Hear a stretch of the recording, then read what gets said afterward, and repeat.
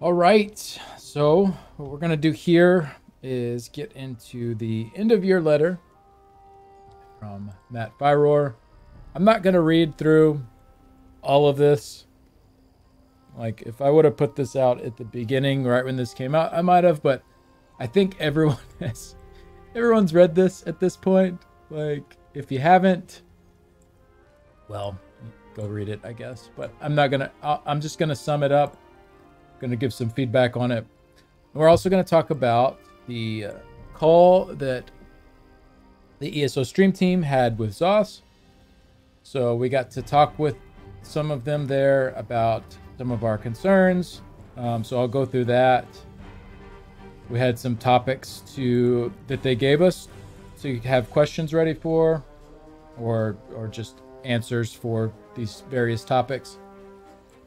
So like, what are some of the top questions you get asked by viewers, repeated areas of confusion, so on and so forth. So we're going to go through the feedback that I gave on these different topics. I'm not going to, there may be a couple things I point out from other content creators that maybe they spoke up about something, but for the most part, I'm going to treat the call as, a lot of the people within the call, they might have expected that what they said within the call is private. So I don't want to, step out of my boundaries there and share something that someone didn't want shared. So this will pretty much just be my feedback, stuff I gave. I also sent this to Zoss, so they have a copy of this. I tried to make it look very familiar to them. I used their font, their colors, even the little dividers I used from theirs. I'm like, well, this will be familiar for them to go through when they get it. I tried to make it as easy as possible. So with that all out of the way, let's start with the end of year letter. So like I said, I'm not going to read through this whole thing, but let's just go through the gist of it. Pretty much, Matt acknowledged that this update 36 was way too buggy, and he said they are making some process changes within the dev team to ensure things like this happen far more rarely. Who knows? We'll see what happens with that, but it was acknowledged within this letter. Looking forward, the big takeaway here is that they have a lot of questing content, and they have mostly devoted their resources to making questing content. That's kind of been their main thing. The majority of time developing the game has been weighted towards questing content. So now what they're saying is that there's too much questing content for new players. They're overwhelmed. And our veteran players consistently tell us they would like more content that isn't played through just once. Content they can enjoy for years, utilizes our existing zones to add new things to do, introduces some new gameplay. So new systems. And I think that's right on the money, to be honest. That's exactly what I want as a veteran player. I don't get a whole lot out of the zones when they don't have any side thing that they bring, because the zones, the quests, you get them done in 10 hours or so, and then that's it. So if that's all that there is, there's not this lasting thing to keep people going through content over and over again. And I think you'll see throughout this whole presentation, not just the end of year letter, but the topics with Zoss, the thing we kept going back to, and not just me, but many of the stream team members kept going back to, is proper reward structure, proper incentives to want to continue to do content repeatedly. And I think that's where they're really lacking. And I hope this is the start of them addressing that. So moving forward to 2023. So here's where they give us kind of a roadmap. It's not very detailed roadmap. But normally these letters don't give this much detail. They kind of just tell us like some very basic stuff. So the gist of this is that quarter 1 and quarter 2 will be identical. Still going to start off with the dungeons, and then we're going to move into the chapter. They did say this will contain one of the most requested new features with the chapter, but I mean, that could be so many different things. Like, it's like there's like 10 things at least I could think of that could be. So it may be one of those things that you really want, and it also maybe not. So he kind of left the door open for all sorts of interpretations with this. But I mean, at least they're saying it is going to be at least what we're used to getting, a chapter with a big new feature, because that's kind of the baseline of what we get with the chapter. So quarter 1, quarter 2, same as before. Quarter 3, though, instead of another dungeon DLC like we normally get, we're getting quality of life improvements and bug fixes. This is great if this is actually felt in a meaningful way.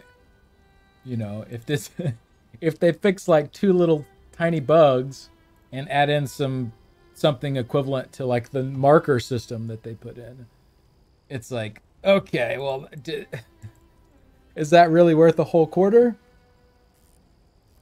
You know, is that worth a whole quarter? But if this is like meaningful, if there's actually some really awesome new quality of life things added in, you know, having them devote their resources and their manpower to that, I think could be a good thing, at least in the short term. You know, they said they did say they will assess how this new cadence is received, both by the development team and the community, and will make more adjustments if they need to. So yeah, I mean, this is at least what's happening for 2023, and then going forward, we'll see.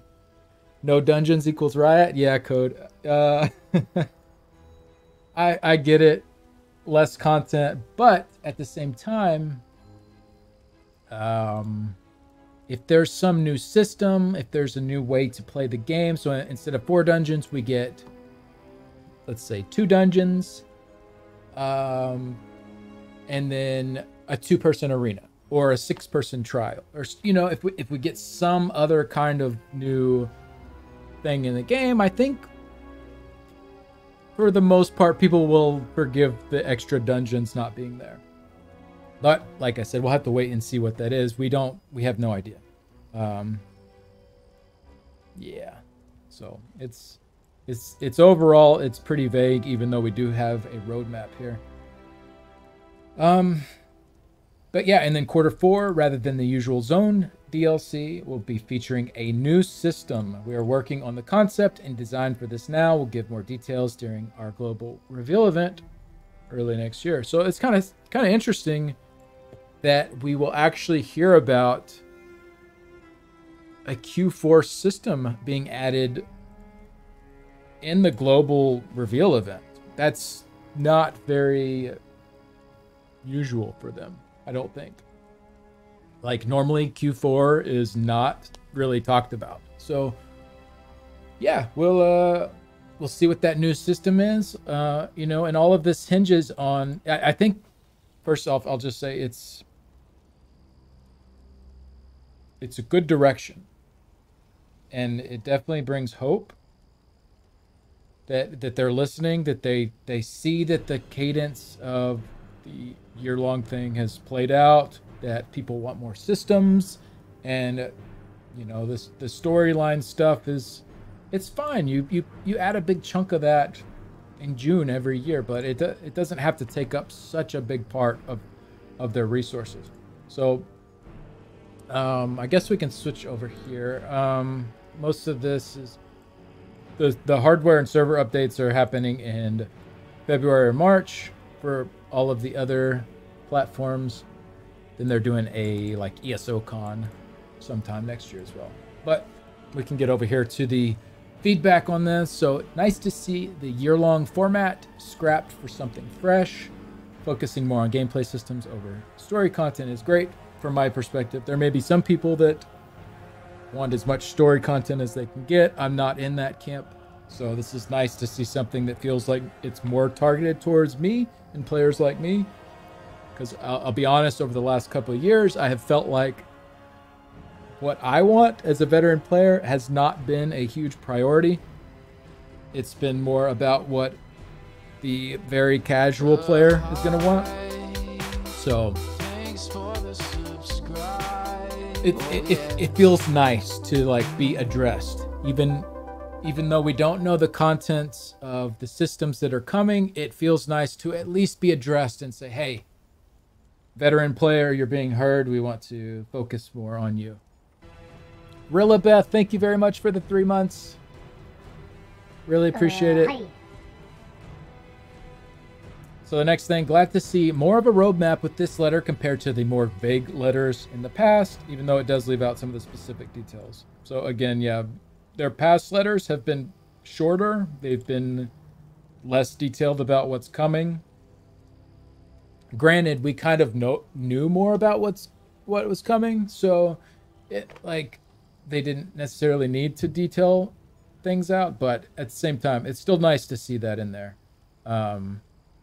They kind of got out ahead of it. Sometimes they leave our minds to wander for way too long, and it's just like they just need to come out and tell us stuff so we can stop speculating. Sorry, I keep adjusting my my earphones. They're kind of new and they fit in my ears a little bit strangely, so apologies if that's a bit awkward. But yeah, the main worry for me with this is due to the unfulfilled promises in the past. You know, all this doesn't mean a whole lot if they don't nail it, you know.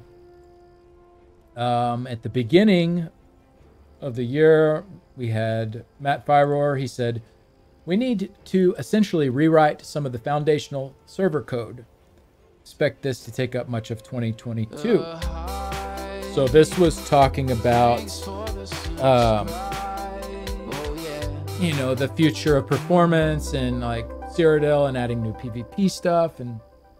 And so this was said in January of 2022. And here we are at the end of 2022, and they're just now kind of like talking about this again. So it's like, yeah, this all sounds great, but it has to happen to be great.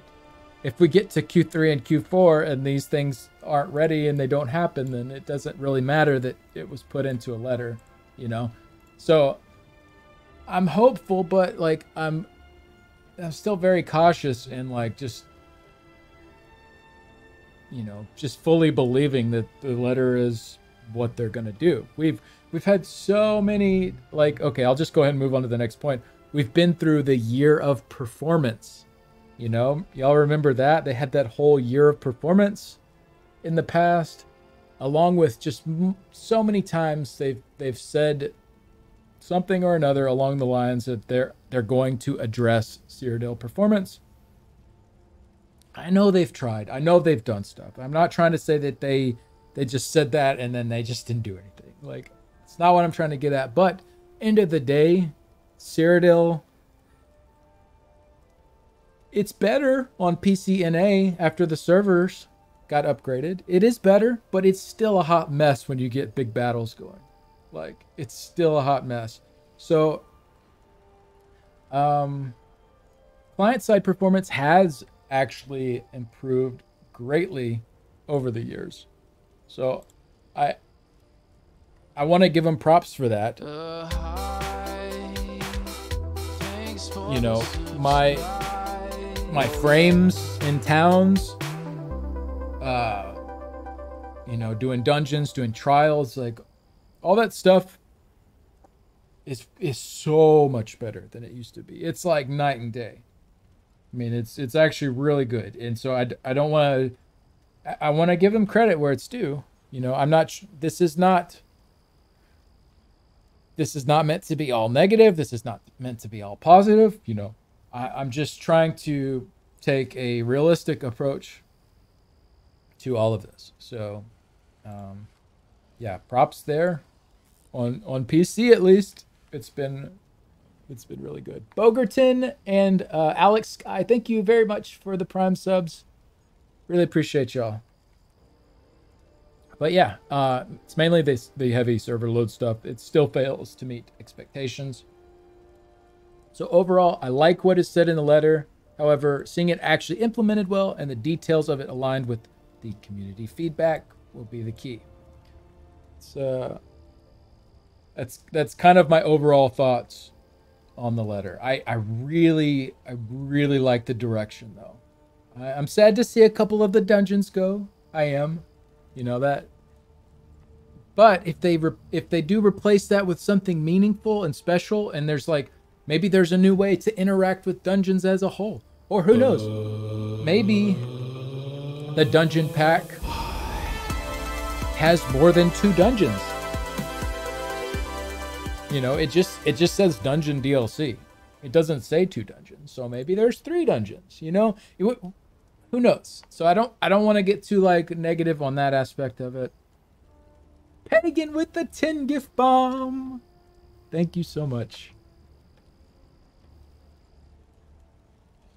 Appreciate you.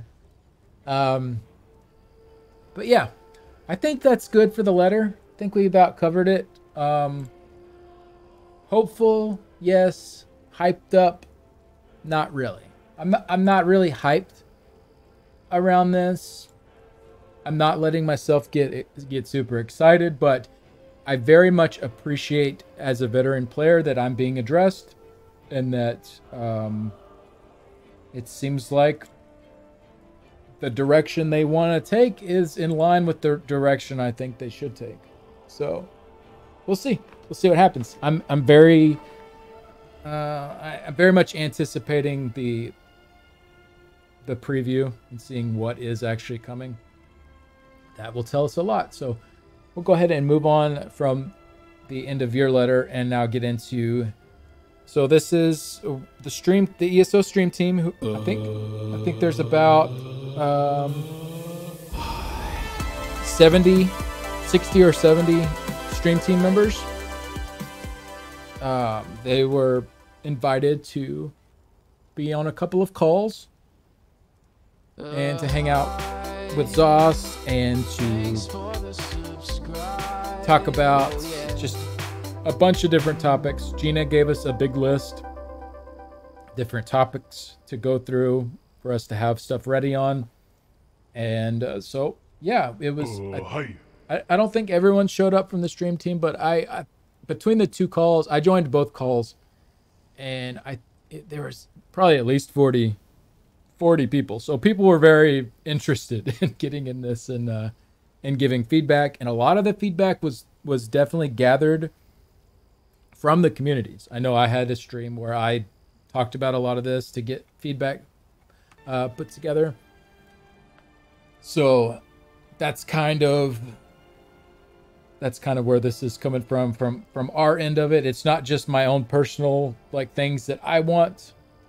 And the other stream team members, it wasn't just their personal ones. So some of that is definitely mixed in, you know. Nolandia, thank you so much for the 10 gift bomb. Y'all are going crazy over here. I really appreciate you. And then Bambi Burns also with the 2 months. Thank you very much. Y'all are amazing. Thank you so much. Hideable shoulders. Iffy. I don't think Iffy would care that I brought it up. Iffy actually brought up hideable shoulders in one of the sections. We were laughing. He was very, very adamant about it too. But anyways, let's go ahead and get into it. And there's kind of a lot here, so I want to kind of try to just get through it for the most part. I'm sure I'll take a long time as usual, but shoulders is not the no. All right, so the first question we had was, what are some of the top questions you get asked by viewers? So, there was a lot of different answers here. Different stream team members are going to come at this from different angles, based on the kind of content they stream, and different communities are going to be caring about different stuff. So I led off with what skills sets to use, because like with what I do, that's the bulk of what I get because of the kind of content that I make. And so what I sent to them is, many different situations call for different setups, and that's okay. I don't think there's anything wrong with that, but it isn't okay because of the rebalancing being so frequent and heavy-handed, and the things changed way too much to keep guides up to date, other than very generic stuff that isn't as detailed and helpful. So from my end, it's like really hard to help people with these questions because for one, it's already so open and based on the specific things that you're doing. But, like I said here, that alone wouldn't be so bad if it wasn't also just changing so much. So all of those puzzle pieces constantly shifting when there's so many pieces to the puzzle to begin with is what makes it really hard to keep up with for players. And a lot of people just like, they want to be told what to use, and I want to be able to do that, but it's not easy to. So that was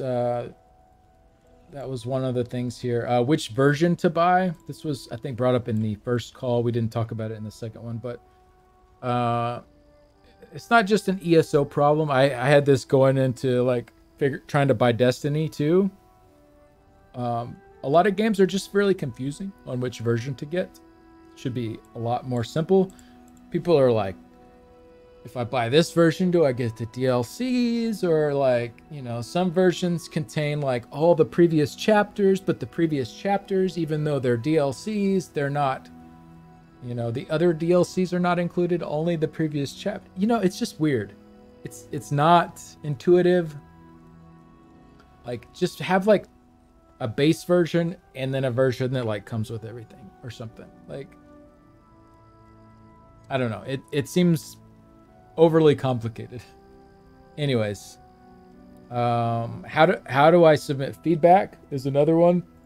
Like not just like how do I do it, but like where do I do this to actually have my feedback heard? I know a lot of people don't feel like their feedback gets heard. They post on the forums and they don't think anyone's reading it. So having, I think forums and their /bug is their official stance on like, yes, this is where it needs to be submitted, but, or /feedback.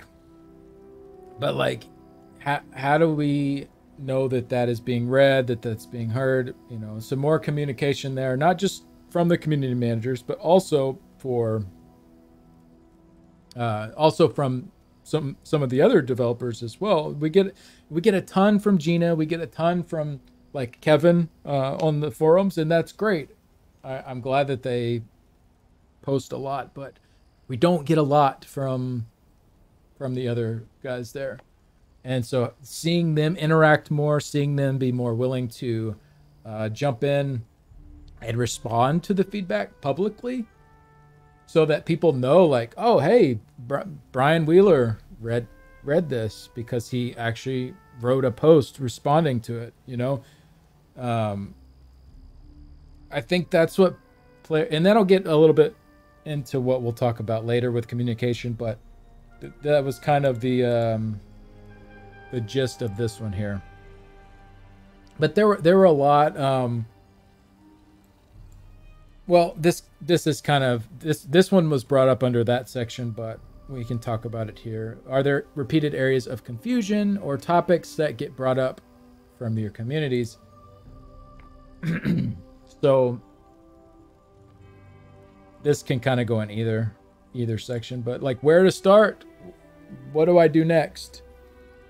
As a new player, it's like I imagine it's really overwhelming for a lot of people. Like their big thing with ESO is that they want you to be able to go anywhere, to do anything, and that's cool. I love that that's an option, but I think so. I said here it doesn't have to be forced, but some better direction for moving through the game in a way that actually makes sense with the bigger picture. Better general guidelines to playing through everything in a proper chronological order. People feel overwhelmed with too many choices. Like, I think it's great that the option is there. Like, so I have a set way to go through the game, but I don't have to do it. I can do this zone, or I can go do this dungeon. Like, I can kind of do it in whatever order I want. And I love that that's there, and I would never want them to remove that. But I feel like that shouldn't be like it shouldn't be the upfront part of it. That should be the optional part of it. And the upfront part should be a little more like push you, or like hold your hand in this direction. Like, all right, let's start here. Let's go through the story in this order. Like this is how it's all going to make sense. This is how, you know, everything is going to develop in the right way. But then like let people know it's an option to not do it this way. But at least give them that guidance up front, so they don't feel overwhelmed by just like, well, I guess I'll look on the internet to see what I'm supposed to do, because I have no freaking clue. Because you compare it to other MMOs, they generally have like, they kind of like really push you in a certain direction. Some of them, it's the only direction you can go. But they at least like players aren't confused about what to do next, like they are in ESO. Like ESO players just don't know what to do next most of the time, especially early on. So that's something I think could definitely be cleaned up a lot. Hybridization has led to a lot of confusion for both new and returning players. This is one I actually got to talk about a bit on the call with them, so I know they heard it. I know. I think half the devs that work there have heard something about this for me at this point, because I bring it up all the time. Drakus, thank you for the 3 months, actually. 3 months in advance. Thank you very much. Appreciate it. But, so the hybridization, it's one of the confusing points, I think, and it's not the idea itself that's necessarily the issue, but that the system ended up half finished. They didn't finish enchantments. Those are still split up, weapon damage and spell damage. They didn't finish the potions. Those buffs are still split up, like major brutality, major sorcery are on separate buffs. Savagery and prophecy, stuff like that. They didn't merge those. And then the class minor, I guess I should add in minor here. The class minor passives, those are also not hybridized. So you have half of the system that works as hybridization, and then the other half that's just left in this really awkward spot. And then they said, in the long term, we plan on simply merging these bonuses so there are fewer names and effects you need to worry about. And this was talking about like brutality and sorcery and prophecy and savagery and stuff like that. So essentially there wouldn't be weapon and spell damage. There would just be like damage. There wouldn't be weapon and spell crit. There would just be crit, you know. So they said they were doing that. But there's a lot of behind the scenes work that will result from that. As such, it may take quite some time before we're able to do that. So, I mean, they did say it may take a bit, but this was in January of this year, and we haven't heard anything. Could we at least get an update? You know, that I think that's the main thing. It's like, it's one thing that it's taken so long because they said it might take some time. But I think the big thing is we have not heard a peep about this. So they came out, they said they were doing it in January, And now it's December and we haven't heard another word. So like, okay, fine. It's taking you longer than expected, maybe. Maybe it's taking them exactly how long they expected. Like, we don't know because they haven't said anything, you know? So this all ties back into the communication aspect. It's like, just come out and tell us, like, what's going on with this. Is it coming in Q1 next year? Is it coming in Q3 next year? Like, did you change your mind and you're not going to do it anymore? Like, we just like to know.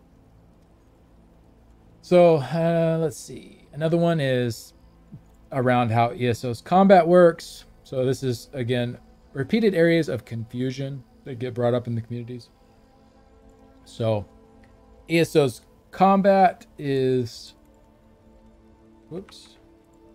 can be really awkward, both on the knowledge and skill side, and advancement in this is generally not learned through in-game means. So, you know, getting more knowledge about combat, and like how you should use your skills, like the way it all works, is generally found through the community. Like, it's not found through the game. So people that don't watch Twitch streams, they don't watch YouTube videos, you know, they don't interact with the community outside of the game, they just don't know how the game works. Like, you know, like there's no way for them to grasp how that works. So I think there should be a new tutorial system that extends all the way through level 50, like multiple stages of tutorials as you're leveling up, not just that initial little silly tutorial that teaches you how to light and heavy attack and bash and block at the beginning. Like, yeah, that's fine, have that there, but that is in no way enough of a tutorial. Like, so as you're going up all the way through level 50, there should be more elements of the game that are introduced through a tutorial system that lets players know, like here's all skills have a 1 second global cooldown. Like, you can cast 1 per second. That's just how they work. Light attacks are on a different cooldown. Heavy attacks are on a different cooldown. Like, just little, like, basic information about combat that there's no way to really know that unless you just know through the community. So that's, I think, would be a big help in getting the players up to snuff and, you know, shrinking the skill gap like they want to do. Because this will really raise that floor up quite a bit if people actually know how to play the game. Because they just simply don't, because it's not intuitive. And speaking of unintuitive, we also have stuff like stats that don't make sense. Like crit chance shown as 2191, but that's 10%. It's like,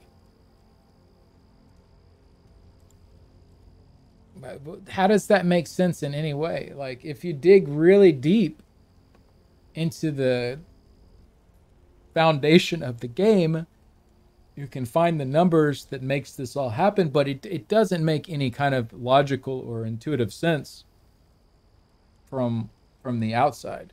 It's just like, oh, okay, you just have to know this. 21912, I think, is 100% crit. And you just got to know it. Like, you know, 219 is 1%. That's pretty much what you have to remember, essentially. But why? You know, it just change what the user sees to the percents. You know, change, like, I don't care if it's like this under the hood, whatever you got to do, that's fine, but it doesn't make sense for a new player. And then also the crit damage and penetration caps, they're very confusing. They're not shown well in the in-game menus. So, even, like, you have a crit damage cap of 125%, but when you go look at your crit damage in the menus, you don't even see the right values there. For one, you don't see enemy debuff crit damage. For two, you don't see your base crit damage of 50% unless they've changed that recently. If they have, then that's cool. But I know for a long time at least that the base 50% was not even shown there. So people look at their crit damage and they're like, I only have 40%. And I'm like, well, no, you have 90% because you got to add the 50% that you already have to it. But how do they know that? It's, you know, there's so many little things like that. They're just, if these things could be cleaned up, all of a sudden, your low end, like non-educated players understand more about how the game works. You know, with a tutorial, your players that are not as skilled all of a sudden can play the game better, and you have that lower end raised up, and you have that skill gap shrunk because players can interact with the game within the game and get better. Otherwise, you have to know it from someone that made a YouTube video about it, pretty much. So I think that's a big problem. It's a big point of confusion. The tooltips need more details. Like, I get all the time which champion points affect which skills, like, and you can look that up, like ESOU. ESOU has it on their website. I think maybe ESO Hub does too. I'm not sure. They'll show you on the skills which champion points, but why is that not on the tooltip in the game? Like, why can't I see on the skill in the game when I highlight over it which champion points boost that skill? I mean, it seems like a very obvious thing to have there. Also, just more details in general. A lot of the tooltips are very vague. Like, some of them are good and give you like the exact parameters, while others will just be like enemies nearby or something like that. And it's just like, well, what does that mean? Like, how close nearby? So I think the tooltips overall they just need to go through and have a pass at them and like really update them all. Have like a new standard for the tooltips. And then some tooltips are just wrong. Yeah, that's fair.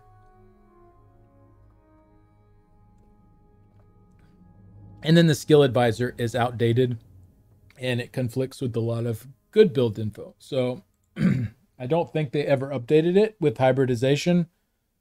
So a lot of the stuff in there, it's like, no, don't pick this skill when there's no reason to not go with that skill. Like, that might be a very good option for you to go with, but it's the skill advisor is telling you not to. So I think that either needs to be,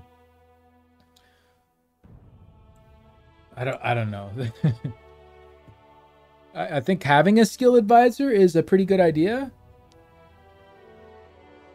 but it needs to be a little more up to date, I guess. Is the main thing there. All right, we'll keep moving on though. So then they said, in what areas do you feel ESO is currently struggling compared to other games? And man, both calls I was on, reward structure was like far and away at the top of everyone's list. It was like, I don't know if this is like the hot topic of the month or the buzzword or whatever, but like everyone was talking about reward structure. You know, and I think really though what it is just like the most obvious thing that is lacking. So yeah, I mean, I brought this up, but like, I don't think We Got This would care that I share this because he's made plenty of videos about this too. So Bra went on for a while about this topic and ideas for it. He's got some cool videos on YouTube if you want to watch those about different ideas for reward structures. I think he's got some pretty good ideas in there. So yeah, we were all over this. Like many content creators were all over this. So my big points here were there are multiple levels of content, and those should all feel rewarding to complete over and over again. It depends on, right now, like you have their normal, you have your veteran hard mode. Like none of these should be left out and feeling like there's good reason to do them. So right now, hard modes and trifectas, after your first completion, there's kind of no reason to really do them again. I mean, hard modes slightly do with, you know, you get more drops. But like, once the gear's collected, it's like, okay. You know, the plunder it's such a small amount. It's not even covering your potion cost for doing the hard modes. And then even regular vet. Once your perfected gear's collected, there's not really much reason to run it. I mean, unless you're going for score, but we'll get into that in a minute. So, and then with the reward structure as well, even first time achievements for many tiers are not up to snuff.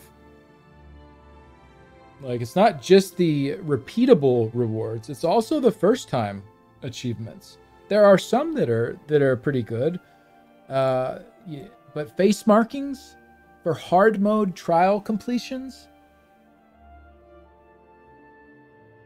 Face markings. Groups spend months progging those. Months. And your reward is a face marking. I mean, you get a title as well, but it's like there's so many titles at this point. They're just completely irrelevant. So it's like something has to be done for these different tiers of content, but not just the first time through. There needs to be reasons to do it multiple times. But ultimately what it boils down to is that there is too high of a percent of the cosmetic items in the Crown Store. This is something that we pretty much unanimously agreed on as well. Both the quality and the quantity are way too tilted towards Crown Store purchases versus in-game rewards. And this is just something it's been a blight on ESO for a while now, and it's only gotten worse. And it's one of those things that it feels like the less players they have, the more they'll want to drive crown purchases to keep the revenue coming, but at the same time that will in turn cause less players, which will make them want to put more into the Crown Store to drive more purchases, and it's just this nasty cycle whereas if you have more things that are quality things that you can earn in the game, you're going to have a lot more people playing the game. So you have to have that fair balance there where you're not pushing people away. You know, people join the game, they play for a month maybe, and they see like, oh man, most of this stuff is in the Crown Store that actually looks cool that I can get. You know, it would be cool if there was all, you know, there's some stuff you can get in the game. I'm not trying to say there's not. And I do see your questions and comments, but I said earlier I wasn't going to be getting to them while I'm going through all this.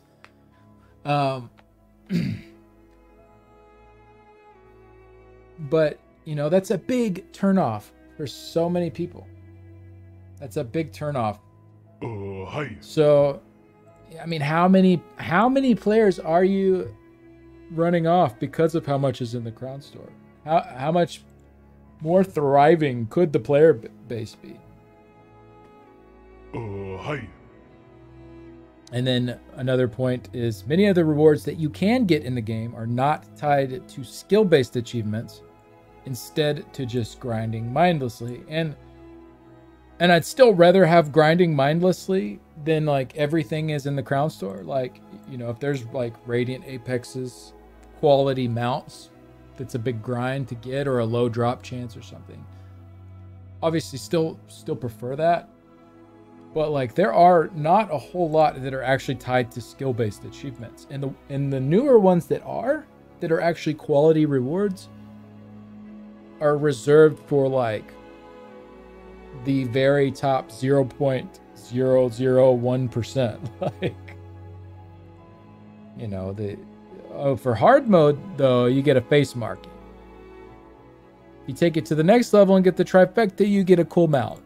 But like the tier under that for the hard mode, you get a face marking. It's just like, holy crap. Like, I'm not saying that the trifectas shouldn't have mounts, but like the different rungs need to be well rewarded. And there's plenty of cosmetics they've made to do this. It's just that so many of them are in the crown store, is what it really comes down to. So yeah, I was glad to hear other people talking about kind of these same things. Yeah, okay, so to that point of not being based on skill-based achievements, they took away the cool dungeon challenger rewards. So like they used to have with the DLC dungeons, they had an achievement to do it with no deaths. You don't have to do it on hard mode, but you just have to do it with no deaths. And then you have to do a separate run on hard mode. You can die in that one, that's fine. And then you have to do a separate run where you get a speed run. I mean, you could do those all in one run, but you don't have to.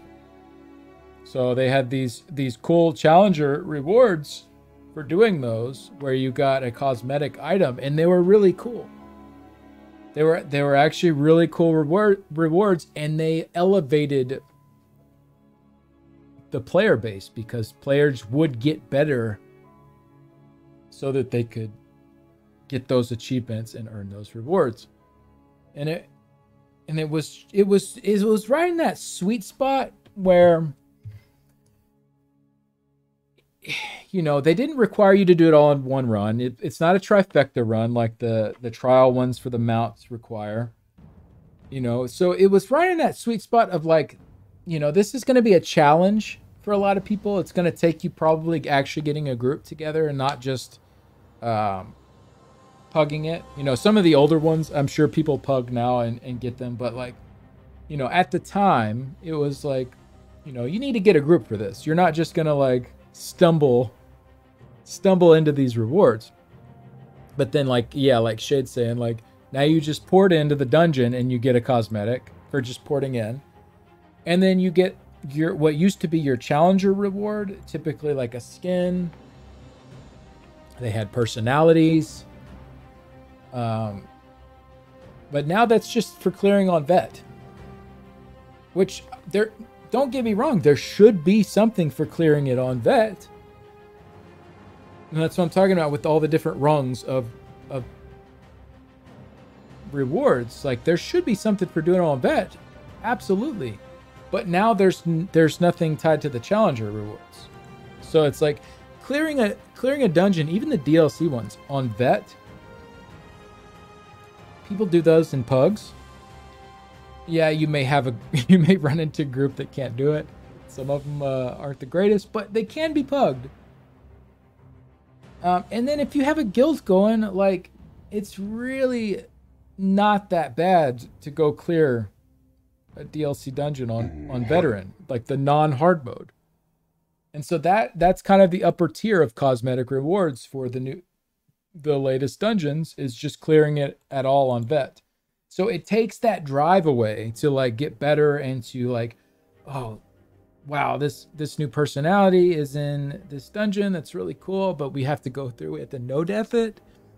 We have to knock out the hard mode, we have to get the speed run. We don't have to do all those things in the same run, but you know, it makes us better players going for these things. You know, if you cap it out at just clearing it at all on vet, it's like, well, you don't really have to get that good to do that. Like you can stumble through and like die 800 times, take 3 hours, and you know, barely kill the last boss. I mean, and then that's cool. You got it. And there should be a reward there, but it's not the same as like actually going through and doing these challenger achievements and feeling like you're like stepping up your game to get a cool cosmetic item. And they just completely took that away. And I think it really hurt interest in dungeons a lot. The dungeons are fun, don't get me wrong. I'm not shitting on the dungeons, but yeah, just goes back to more rewards. So then we have patch leaderboards for trials and arenas. They have no rewards. There's none. Like if you get on the leaderboard for the patch for VMA or VMall or Sunspire or whatever it is, it doesn't matter. You don't get anything for it. There's zero reward for getting on a patch leaderboard. And that's just unacceptable for a leaderboard system. I think I've talked about this a lot, so I won't get into it too much. Temporary cosmetics would be amazing to go along with patch leaderboards. Something people could show off. You know, I think that would be right up people's alley. Like, while you're on the leaderboard, you have access, you know, for this specific trial or arena. While you're on that leaderboard, you have access to this specific temporary cosmetic. I think that would be awesome. It'd give people incentive to want to be on the leaderboards, to be able to show these things off. But something, even if it's not that, just it needs something. You gotta have something. But then even the weekly leaderboards. So every week they'll do like, you know, maybe VMall will be the weekly trial. What do you get for that? Like a few transmutes? It's not even a lot. What is it, like 5 or 10? And you get some gear.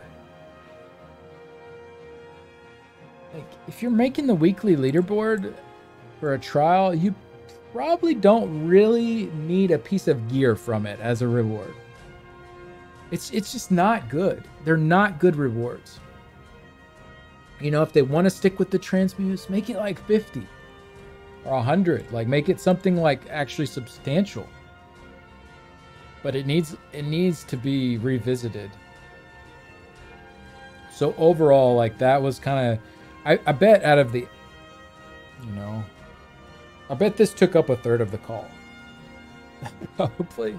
It was probably like a third of the call.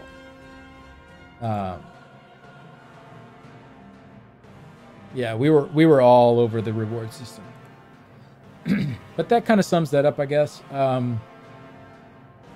There needs to be cool things for doing it on normal. There needs to be cool things for doing it on vet.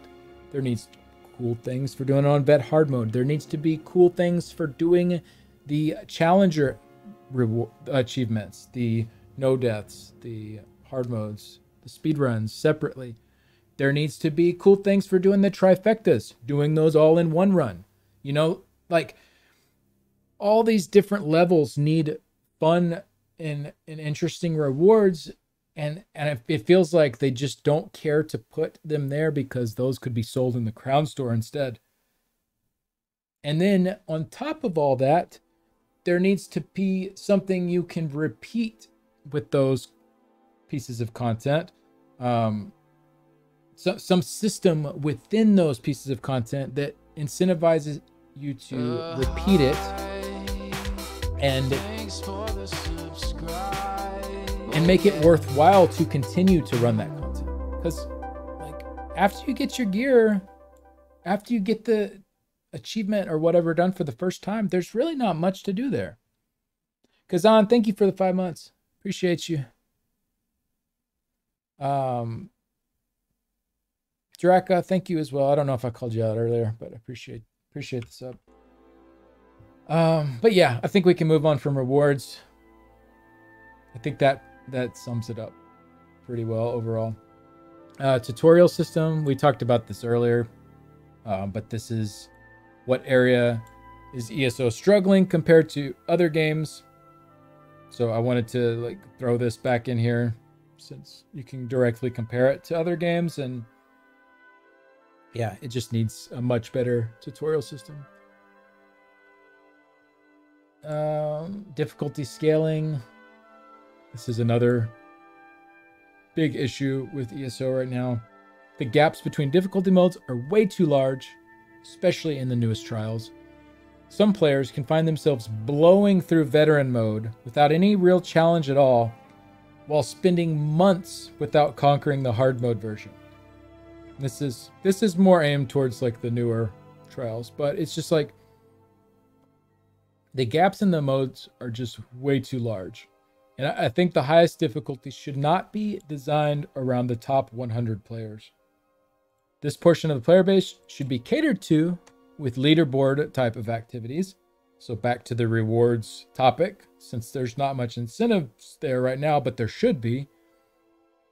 I think those top 100 players, like there should be cool things catered to them with the leaderboard types of activities. And that should be where you're hitting that section of the player base, not with just simply designing the content around them.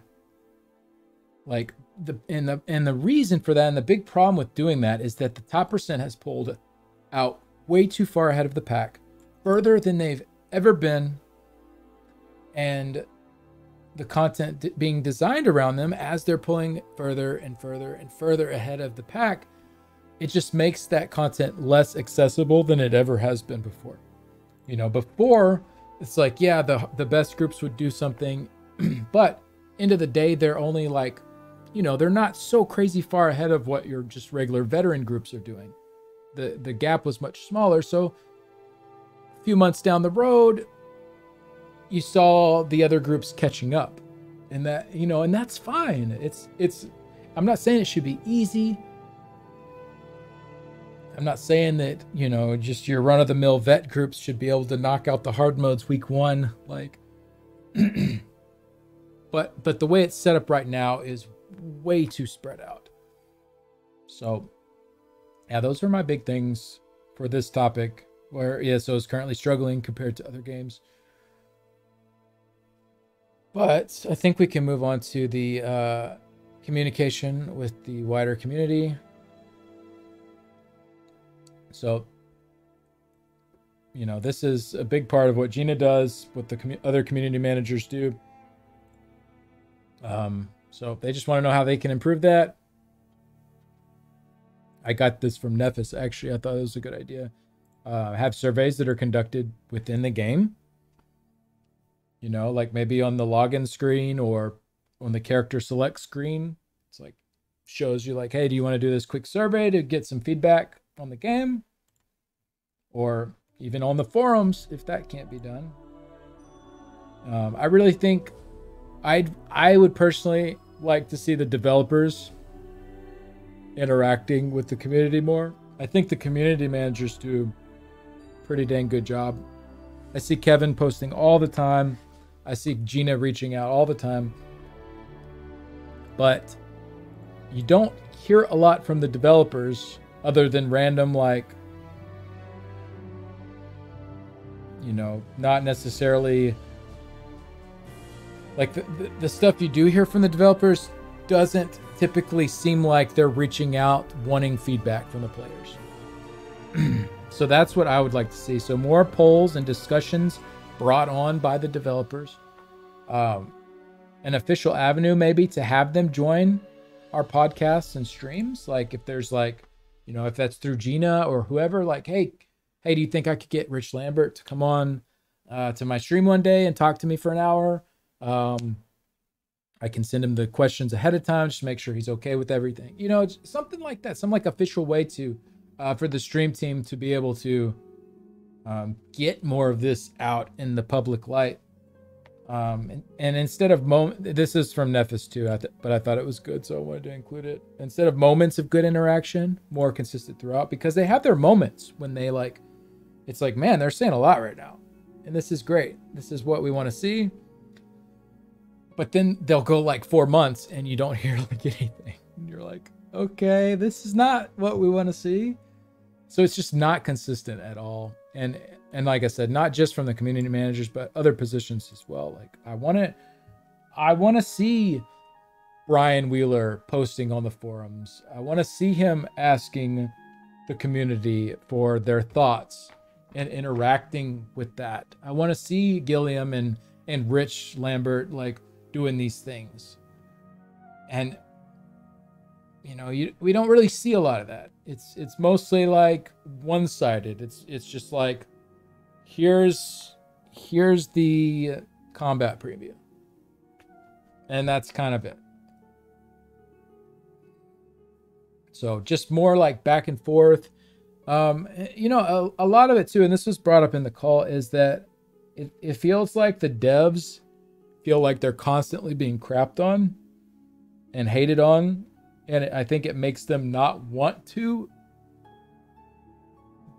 do that back and forth with us. But it's like, at the same time, by taking that stance, yeah, there's going to be some pieces of crap out there that say terrible things. But there's so many more people out there in the community that are not acting like that want to have good open dialogue and want to interact with the developers and feel like they're being heard.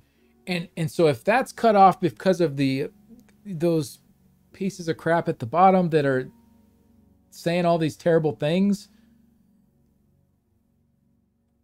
you know, like I'm not going to stop responding to YouTube comments or chat and Twitch. I know I'm not responding to y'all right now very much because I'm trying to make this a bit more succinct, but you know, I'm not going to stop doing those things because some people are assholes. Right? Like, that's just part of life. Some people are, but most people aren't. And I don't want to shut down that communication with those that aren't because of those that are. So I'd like to see that opened up more. I think that's a big thing here. And then where do your communities go for game information and updates?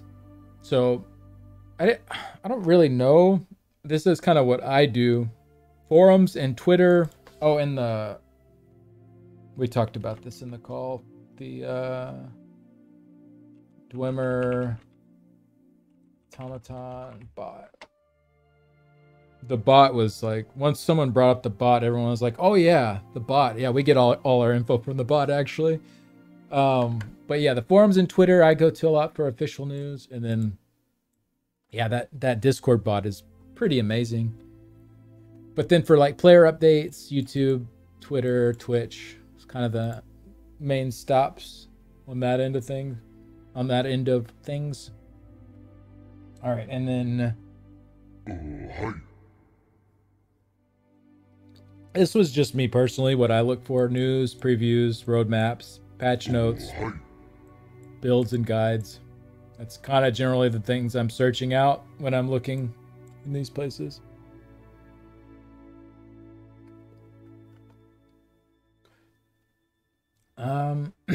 But yeah, I think we can move on from that. What keeps you coming back to the game? Combat in the community. I think Nephis said the same exact thing. I think a lot of people said the same thing. It really is very special and unique in ESO. The combat is very deep. It's very engaging. And the community is just, there's just so many amazing people. Those are the big two things for me, but also customization. Not just with builds, but with also the way I look, my appearance, the housing.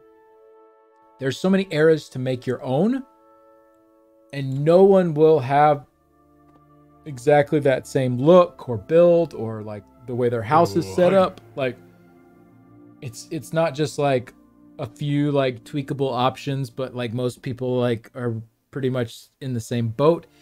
No, it's like I look completely different than you. I am running completely different gear and skills, like set up exactly how I want them. My house doesn't look like anybody else's house. You know, like all these different things that you can really make your own, I think is really special in ESO. And I think is what keeps a lot of people around for a long time. And then, of course, just the fun content, like the dungeons, trials, and PvP are PvP when it works. They're really fun. Like, they're well designed. The dungeons are a blast. The trials, difficulty scaling aside, are very well designed and in fun instances. And then PvP is just, I mean, I think most people would agree that like when PvP's performance is good, it's actually incredibly fun in ESO. Whether you like PvP or not may be a different thing, but for people that do enjoy PvP, I never hear that like people that are fans of PvP and MMOs, their complaint is never that ESO's PvP sucks. It's always the performance. It's always the performance. It's never the actual system of PvP. People love that aspect of it. So the account-wide achievements, plus the lack of a good reward system in place, really hurts the drive to repeat these things. And then, and I think, so what keeps you coming back to the game, like these things can hold people for so long, but like, especially with the content though,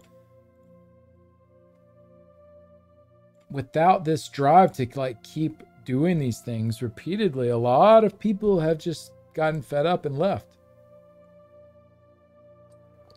A lack of PvP updates also has caused that audience to dwindle. I mean, it's been what, 5 years since we've got a PvP update?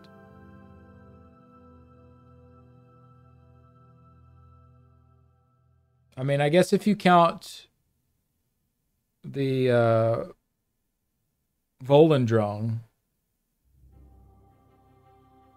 that was more recent. But that's only a like small little thing within Cyrodiil. And didn't they say they were going to add more of those special weapons too? And then we just never heard anything else about that? We just never heard anything else. Like, that was it. So, like, back to the communication. Like, what happened with that? Why did y'all stop adding weapons to Cyrodiil? I mean, it was kind of like, whether you like Volendrong or not, it was at least something new and different there. The special weapons are releasing the same day as the Q&A. Yeah. But even if you're not releasing anymore, can you come out and tell us? Like, let us know.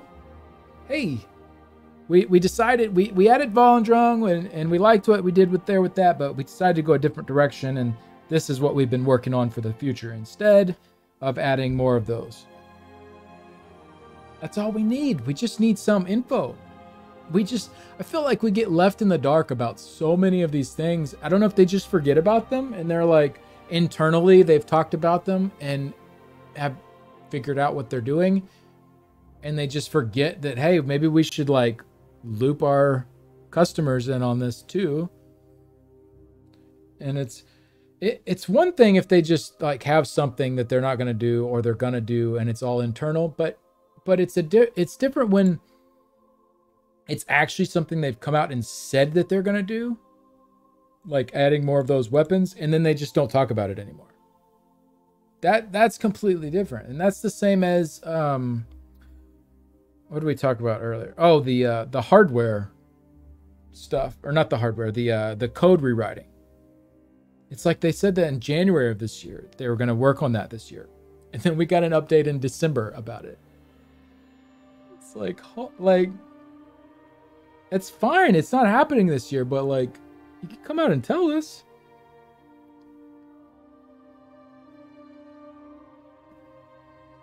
Anyways, but yeah, those are the main things that keep me coming back. And these are kind of things that could keep more people coming back if they were set up well. If you could add only one feature to ESO, what would it be? I said, oh no, only one?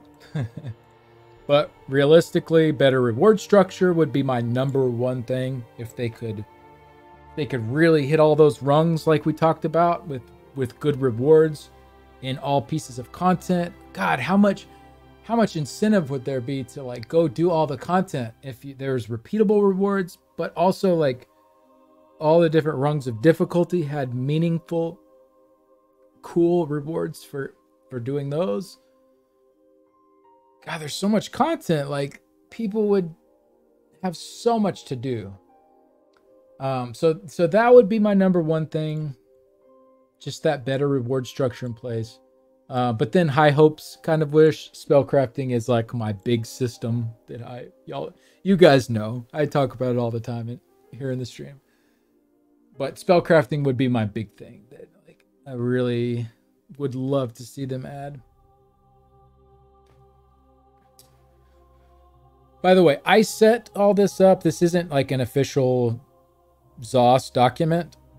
I set it up to look like their patch notes because I sent this to them and I thought it would make it easy to read for them and look familiar. So just so y'all know, this isn't like an official ZOS document. I don't want it to be looked at this way. The questions were from ZOS. But I set it up like this. So this is not like some official thing. This is just something I put together for them based on the questions they were asking. All right. So finally, yeah, the program. I won't get too much into the program. They were asking how they could help with the stream team program. So I won't harp on this too long. But you know, I said more interaction with the developers, like featuring home streams for interviews. And then a lot of people are bringing up the Twitch drops campaigns, how they're feeling really outdated. You know, Ouroboros crates are Ouroboring now, but I think that's the general consensus. It's just like, it's like, cool. You thought it was patch notes? Yeah, I think I did pretty good with making it look like theirs. But yeah, I think, you know, I'll still watch drops to get my crates because you get gems. But like, you know, the gems eventually add up and get you something, which is something. It's nice, but it's not exciting. Like, the drops themselves are not exciting. Like, people were bringing up other games that do it really well. Like New World has a ton of like cool cosmetics and stuff you can get through drops. So hopefully that can be something in the future that can be updated and not just the same things that we've been getting all this time. Or, I mean, even if it's still Ouroboros crates, but like the rewards within them are changed. You know, like maybe there's a ton of different things you can get, and the base things you get are not like the poisons and, you know, potion, like stuff you're just going to immediately turn to gems no matter what. Like if the base things were better within them.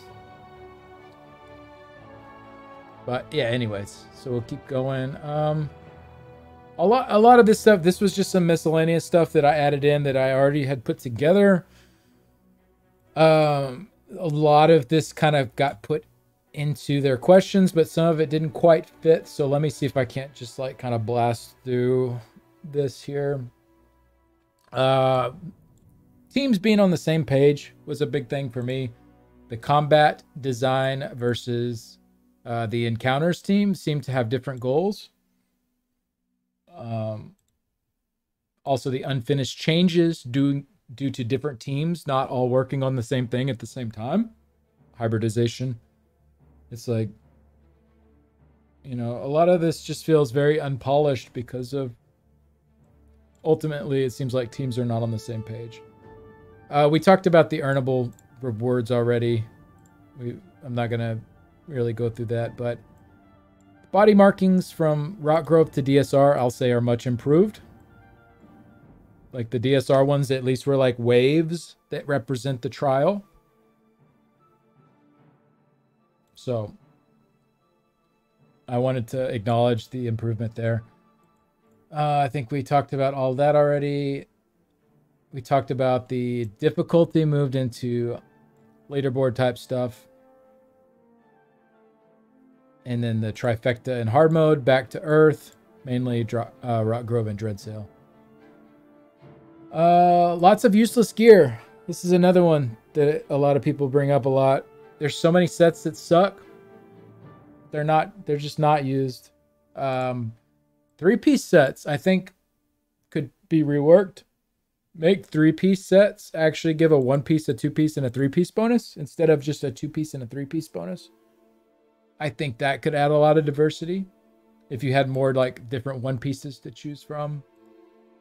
And make it actually like, like a set like willpower or something.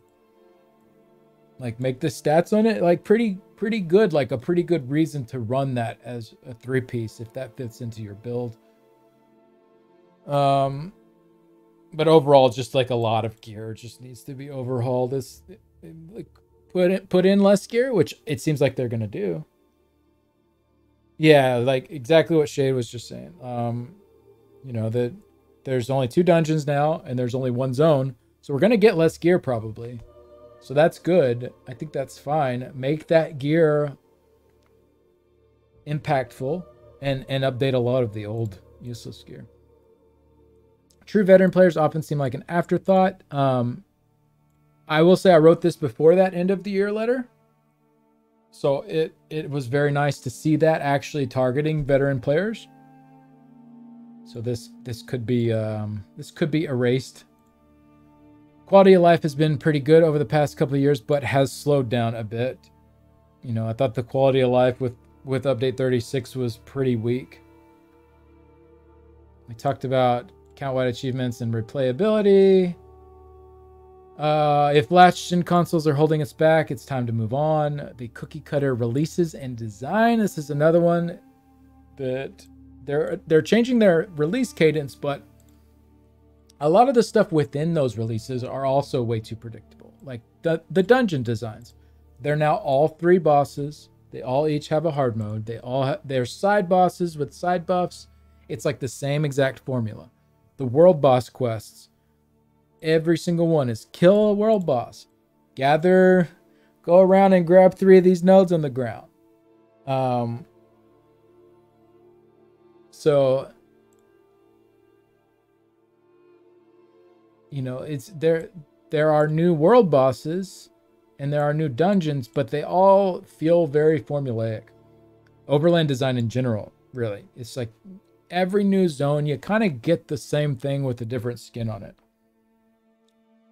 And then I had put the release cadence, but obviously they're addressing that. So really want to see new content types.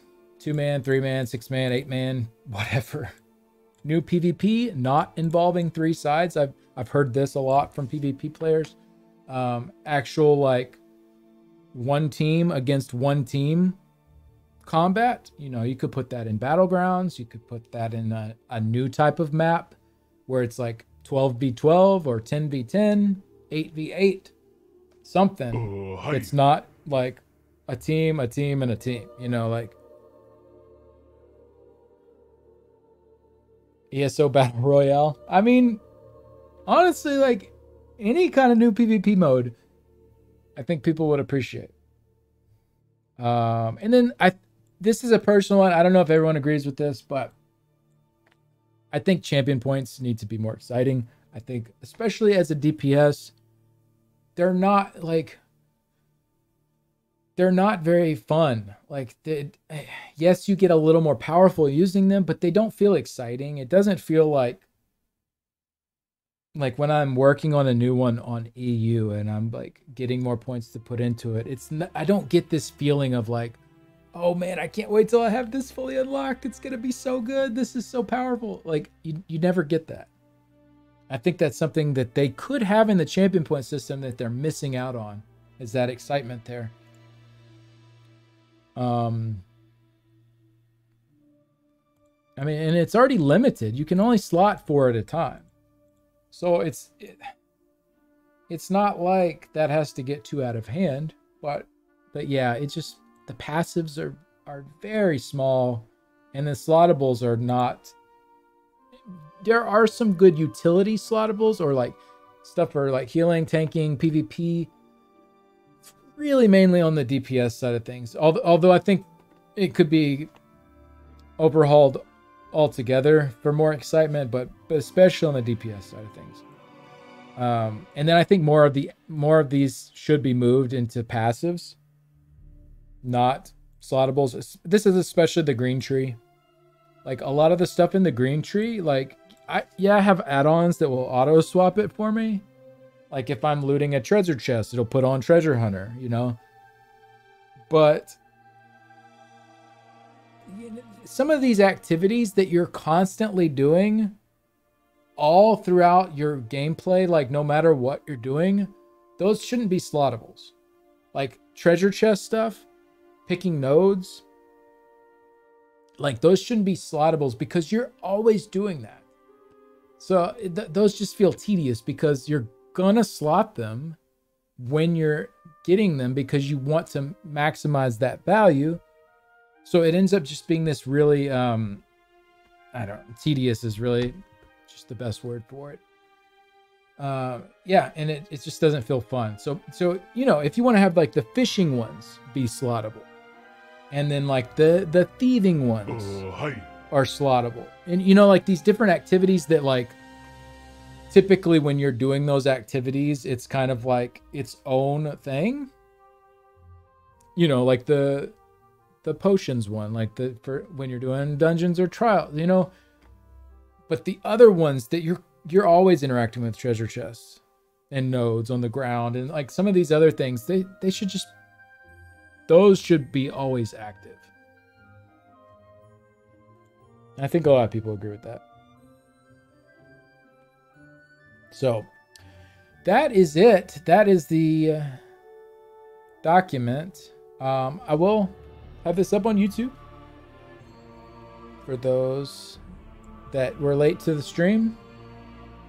But yeah, thanks for hanging out here and going through this with me, and I'll see you guys soon. Bye.